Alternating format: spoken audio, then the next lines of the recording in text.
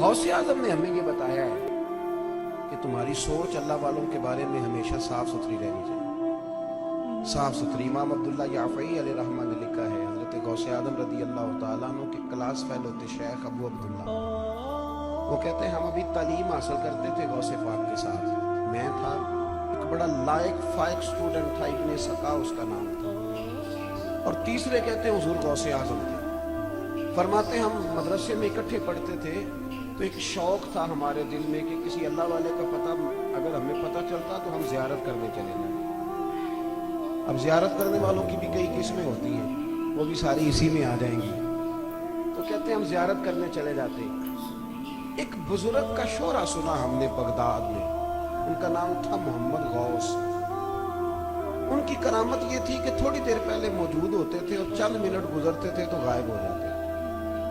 ये हमने करामत सुनी तो मैं, ये शेख अबू अब्दुल्ला रवायत करते हैं, कहते हैं मैं, हुजूर गौसे पाक और इब्ने सका लायक स्टूडेंट तीनों उस बुजुर्ग की जियारत के लिए गए। शेख अबू अब्दुल्ला कहते हैं हम तीनों निकले जियारत करने के लिए बुजुर्ग की। अब जियारत करने वालों की जो अक़साम होती हैं वो भी यहाँ सामने आ गई।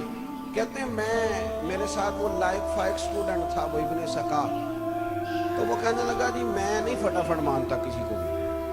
पता है ना, फटाफट लोग कह देते हैं जी मैं नहीं मानता जी किसी को।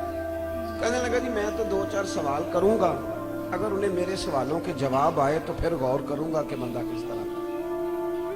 तो शेख अबू अब्दुल्ला कहते हैं मैंने कहा यार नहीं, इस तरह तो नहीं, मैं तो पहले पूछूंगा एक आध बात, अगर उनका लबो लहजा ठीक हुआ, जवाब उन्होंने सही दिए तो फिर आगे बात चलेगी, नहीं तो वापस आ जाएंगे। कहते हैं हम दोनों ये गुफ्तगू कर रहे थे और गौसे आदम खामोशी से चल रहे थे, खामोशी से। तो मैंने कहा कि अब्दुल कादर आप कोई सवाल नहीं करेंगे? कहने लगे मियाँ मैं सवाल जवाब करने नहीं जाऊंगा,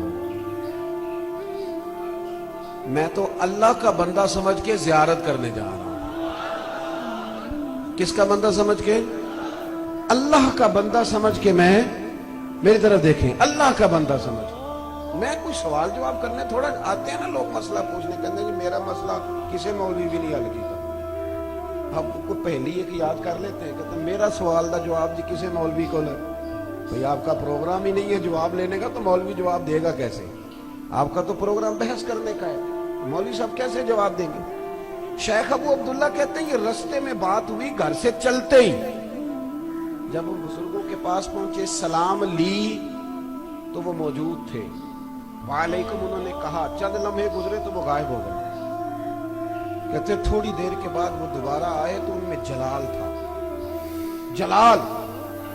कहने लगे इब्ने सका तू क्या कहता था कि ऐसे सवाल करूंगा बाबे को जवाब ही नहीं आएगा? फरमाया मैं तेरे अंदर से कुफर की बदबू महसूस कर रहा हूं, अल्लाह वालों का दुश्मन है, तूने वो हदीसें सही नहीं पढ़ी बुखारी मुस्लिम में? नबी करीम अलैहिस्सलाम ने फरमाया, रब फरमाता है जिसने मेरे वली के साथ बुग़्ज़ रखा, दुश्मनी की, मेरा उसके खिलाफ ऐलाने जंग है। तू कहता था कि मैं ऐसे सवाल करूंगा जवाब नहीं आएगा, मैं तेरे अंदर से कुफर की बू देख रहा हूं। और काबू अब्दुल्ला तू कहता था पहले देखूंगा फिर आगे बात करूंगा।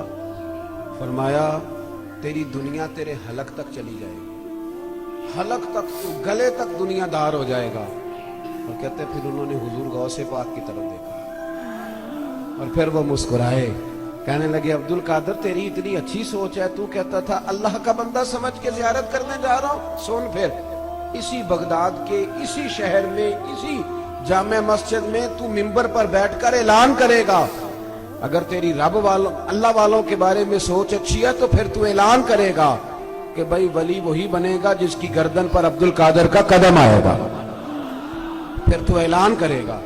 शेख अबू अब्दुल्ला फरमाते हैं फिर वो दौर हमने देखा, इब्ने सका ने बड़ा पढ़ा, फिर वो रूम चला गया, रूम के ईसाई बादशाह ने उसे एक बड़ा ओहदा दे दिया, फिर उसकी ईसाई बेटी पर आशिक हो गया, कहने लगा मेरा निकाह कर दो।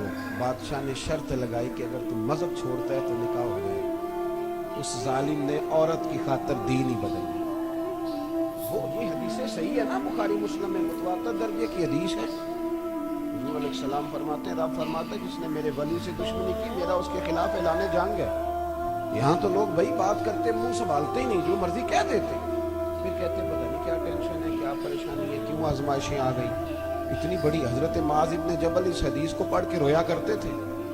حضرت عمر، یہ ابو داؤد کے لفظ کہتے تھے عمر یہ حدیث مجھے بڑا پریشان کرتی ہے، پتہ نہیں اللہ کا ولی کون ہے، کسی کی بے ادبی نہ ہو جائے. ان لوگوں کی سوچیں اس طرح کی ہوتی.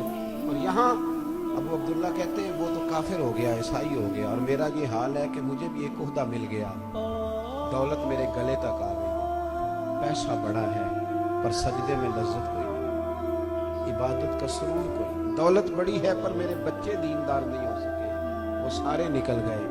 کہتے میں اسی سوچ میں تھا کہ بغداد کی جامع مسجد کے منبر پر غوث پاک نے اعلان کر دیا لو بھئی ولایت اسے ملے گی جس کی گردن پر میرا قدم آئے گا. اپنی سوچ ہمیشہ اچھی رکھیں. ہم بڑا ہی منفی سوچتے ہیں. پاکستان میں 5 لاکھ کے قریب ڈپریشن کے مریض ہیں جو دوائی کھاتے ہیں، رجسٹرڈ مریض، اور جو گھروں میں ساری رات نہیں سوتے ہیں پتہ نہیں کتنے. ڈاکٹر ان سب کو پہلا سب سے سبق یہ پڑھاتے ہیں کہ اچھا سوچا کرو، سوچیں مثبت رکھو.